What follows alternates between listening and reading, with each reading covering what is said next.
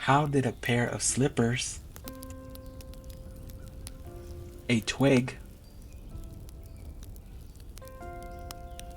and two doves help the young maiden become a princess?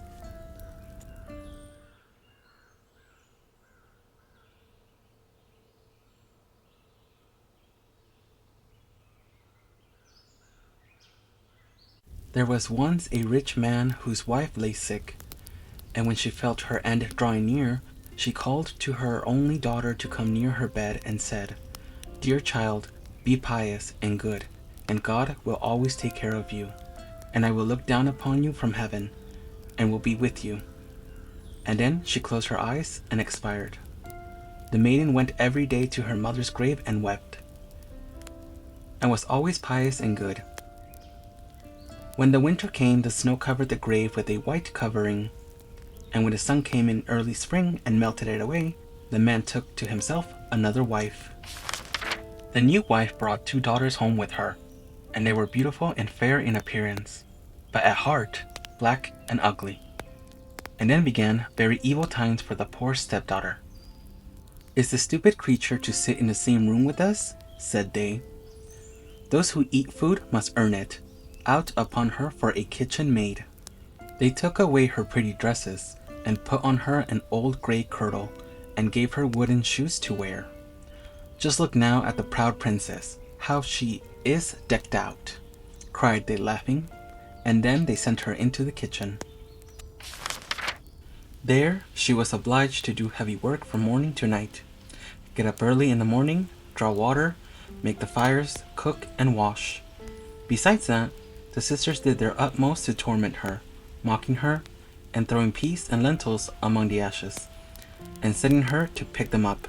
In the evenings, when she was quite tired out with her hard day's work, she had no bed to lie on, but was obliged to rest on the hearth among the cinders. And as she always looked dusty and dirty, they named her Cinderella. It happened one day that the father went to the fair, and he asked his two stepdaughters what he would bring back for them. "Fine clothes," said one. "Pearls and jewels," said the other. "But what will you have, Cinderella?" said he. "The first twig, father, that strikes against your hat on the way home. That is what I should like you to bring to me." So he bought for the two stepdaughters fine clothes, pearls, and jewels, and on his way back, as he rode through a green lane, a hazel twig struck against his hat, and he broke it off and carried it home with him. And when he reached home, he gave the two stepdaughters what they wished for, and to Cinderella he gave the hazel twig. She thanked him, and went to her mother's grave and planted this twig there, weeping so bitterly that the tears fell upon it and watered it, and it flourished and became a fine tree. Cinderella went to see it 3 times a day, and wept and prayed, and each time a white bird rose up from the tree. And if she uttered any wish, the bird brought her whatever she had wished for. Now it came to pass that the king ordained a festival that should last for 3 days, and to which all the beautiful young women of that country were bidden, so that the king's son might choose a bride from among them. When the two stepdaughters heard that they too were bidden to appear, they felt very pleased, and they called Cinderella, and said, "Comb our hair, brush our shoes, and make our buckles fast. We are going to the wedding feast at the king's castle." Cinderella, when she heard this, could not help crying, for she too would have liked to go to the dance, and she begged her stepmother to allow her. "What, you, Cinderella," said she, "in all your dust and dirt, you want to go to the festival? You that have no dress and no shoes, you want to dance." But as she persisted in asking, at last the stepmother said, "I have strewed a dish full of lentils in the ashes, and if you can pick them all up again in 2 hours, you may go with us." Then the maiden went to the back door that led into the garden, and called out, "O gentle doves, O turtle doves, and all the birds that be, the lentils that in ashes lie, come and pick up for me. The good must be put in the dish, the bad you may eat if you wish. Then there came to the kitchen window 2 white doves, and after them some turtle doves, and at last a crowd of all the birds under heaven, chirping and fluttering, and they aligned among the ashes, and the doves nodded with their heads, and began to pick, peck, pick, peck, and then all the others began to pick, peck, pick, peck, and put all the good grains into the dish. Before an hour was over, all was done, and they flew away. Then the maiden brought the dish to her stepmother, feeling joyful and thinking that now she should go to the feast. But the stepmother said, "No, Cinderella, you have no proper clothes and you do not know how to dance, and you would be laughed at." And when Cinderella cried for disappointment, she added, "If you can pick 2 dishes full of lentils out of the ashes, nice and clean, you shall go with us," thinking to herself, "For that is not possible." When she had stirred 2 dishes full of lentils among the ashes, the maiden went through the back door into the garden and cried, "O gentle doves, O turtle doves, and all the birds that be, the lentils that in ashes lie, come and pick up for me.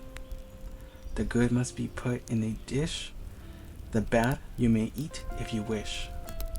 So there came to the kitchen window 2 white doves, and then some turtle doves, and at last a crowd of all the other birds under heaven, chirping and fluttering, and they aligned among the ashes, and the doves nodded with their heads and began to pick, peck, pick, peck, and then all the others began to pick, peck, pick, peck, and put all the good grains into the dish.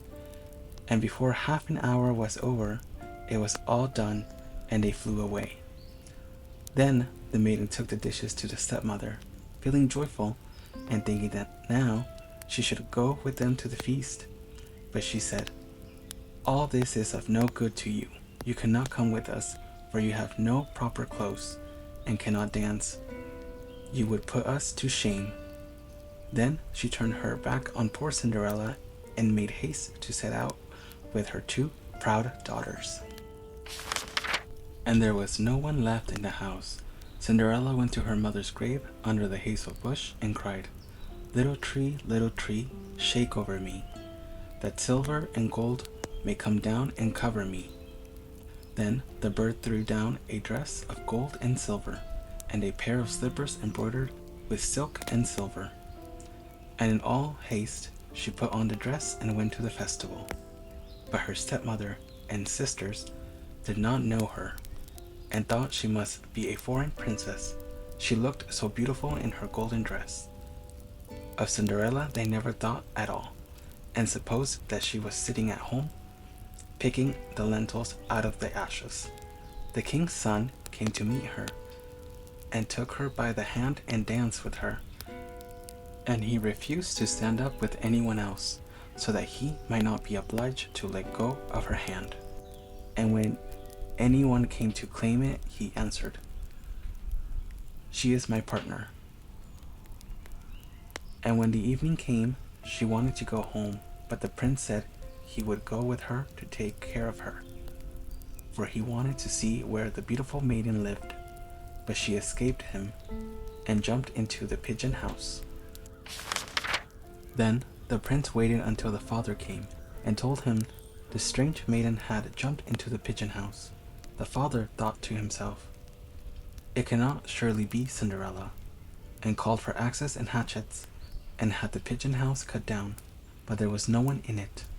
And then, when they entered the house, there sat Cinderella in her dirty clothes among the cinders, and a little oil lamp burnt dimly in the chimney, for Cinderella had been very quick, and had jumped out of the pigeon house again, and had run to the hazel bush, and there she had taken off her beautiful dress, and had laid it on the grave, and the bird had carried it away. And then she had put her little gray kirtle on, and had sat down in the kitchen among the cinders. The next day, when the festival began anew, and the parents and stepsisters had gone to it, Cinderella went to the hazel bush and cried, little tree, shake over me, that silver and gold may come down and cover me." Then the bird cast down a still more splendid dress than on the day before, and when she appeared in it among the guests, everyone was astonished at her beauty. The prince had been waiting until she came, and he took her hand and danced with her alone.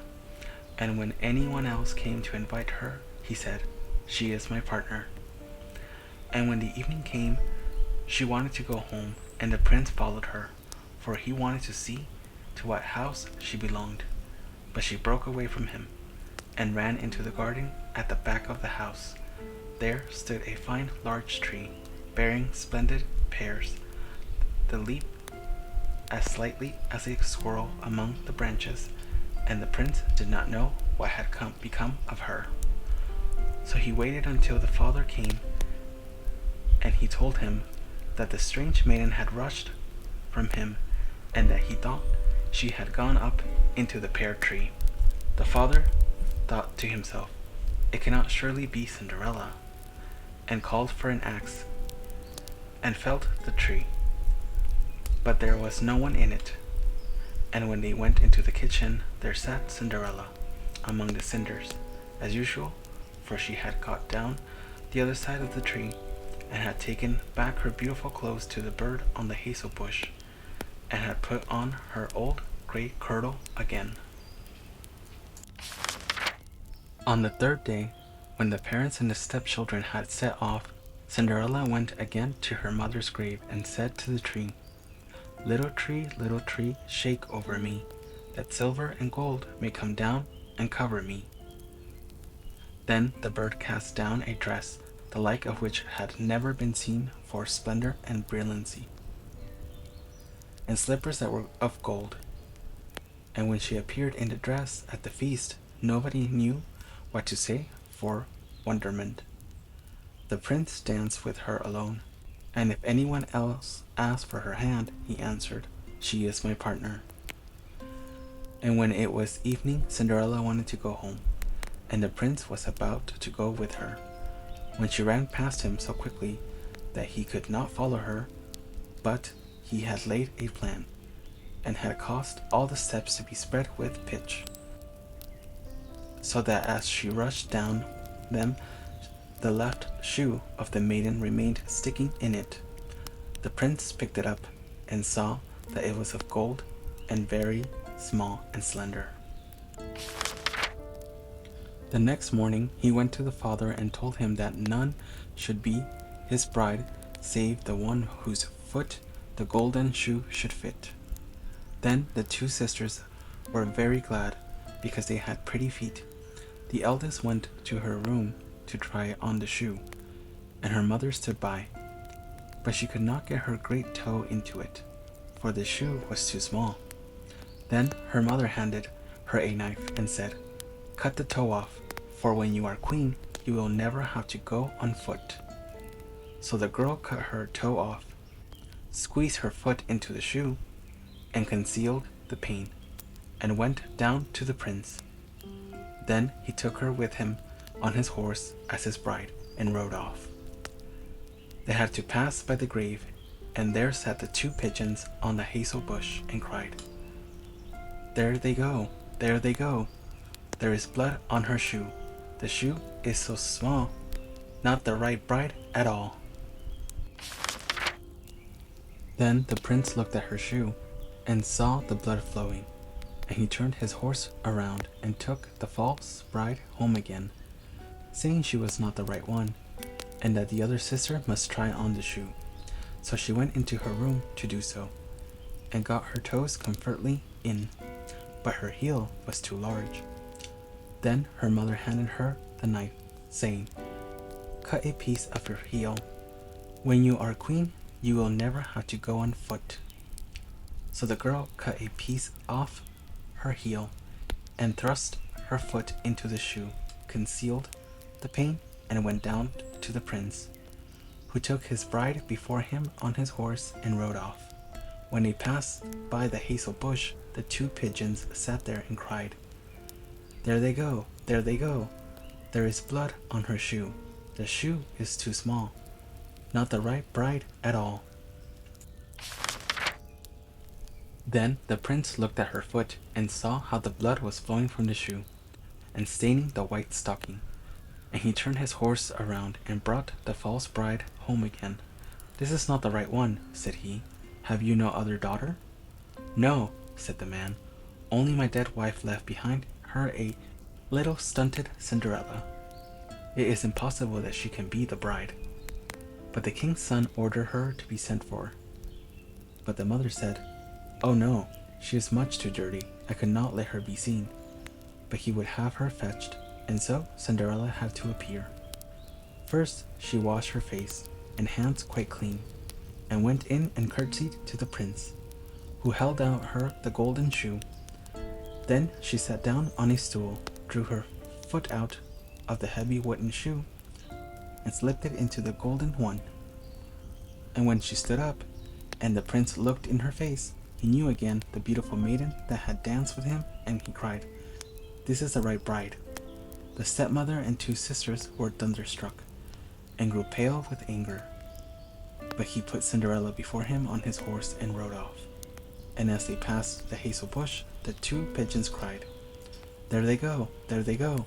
No blood on her shoe. The shoe's not too small. The right bride is she, after all."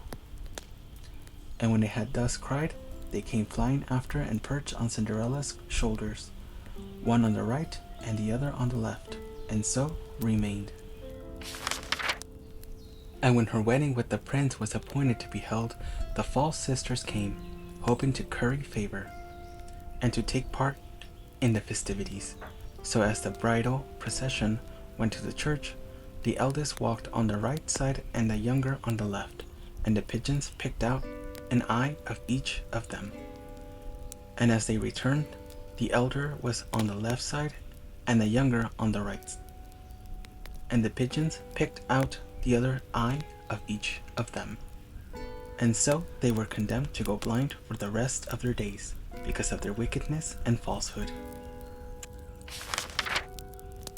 And so Cinderella and the prince lived happily ever after. Thank you for watching. Please like, subscribe, and activate the little bell so you don't miss the next tale.